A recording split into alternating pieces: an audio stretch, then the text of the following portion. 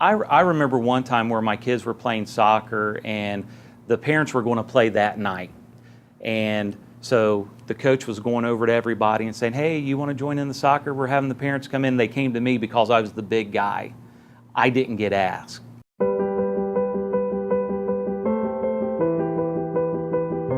When you're heavy, there are a lot of challenges. Clothes would be the first, just trying to find something to wear every day. You just kind of grab what you can fit into. Now I can basically go to any store, any shelf and get what I would like.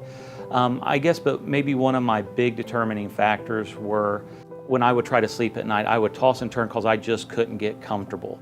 And I have 4 athletic kids and I couldn't participate in sports with them.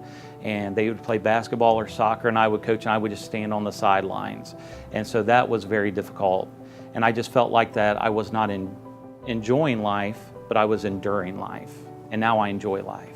What I do besides my regular job as a healthcare worker is I'm a bivocational pastor. So Sunday morning I'm running around church and I'm getting microphones ready, or I'm getting my sermon ready, or I'm visiting with people, and I would just be winded and I would be sweating all over the place, and I hadn't even preached my sermon yet. But I was just wore out. And so that was another thing, is I just couldn't continue with my family and everything that I do being that heavy. A lot of my coworkers or people I know had had the surgery and been very successful, and I was talking to my wife about it, and my wife said, you know what, I want you to have the life that I want you to have, where we can be active and you can be active with the kids, and you're just not really active right now. You're tired all the time. I want you to have this surgery. And even though in my mind I had already made up that I wanted to have the surgery, to have her support behind it is really what I needed to go forward, because you can't go through this process without having people behind you, because you go through emotional highs and emotional lows, and my wife and my kids have been there every step of the way. Well, the reason why I chose Mount Carmel is I had a lot of co-workers that went through the Mount Carmel program and that they were very successful. And then I started to do my own research, and I looked at the qualifications of the doctors. The particular doctor that I chose, which was Dr. Paget, and he's done a fellowship, and I was very comfortable with him, with the years of experience, with his fellowship, that he went through the additional training for just specifically bariatric surgery. And I knew once I got to the appointment and I talked to Dr. Paget and I started to talk to the dietitian and the nurse navigator that lead you through the process, that they wanted my best interest, and this was the right place at the right time and with the right people.